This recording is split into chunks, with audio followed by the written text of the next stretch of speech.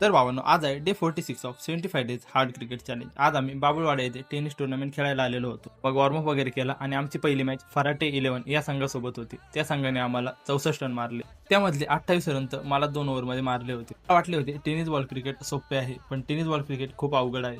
कारण की मी leather बॉलवर practice करत होतो आणि टेनिस बॉलवर मला समजले की चांगल्या टप्प्याचा बॉल सुद्धा बॅट्समन चांगला मारू शकतो. त्या दिवसामधून मला खूप काही शिकायला भेटले. टेनिसवर कशी बॉलिंग करायची, काय करायची, सगळं काही शिकायला भेटले मला. आज आम्ही पहिली मॅच हारलो, पण नंतर जिंकत जिंकत सेमीफायनल पर्यंत गेलो आणि सेमीफायनलला हारलो.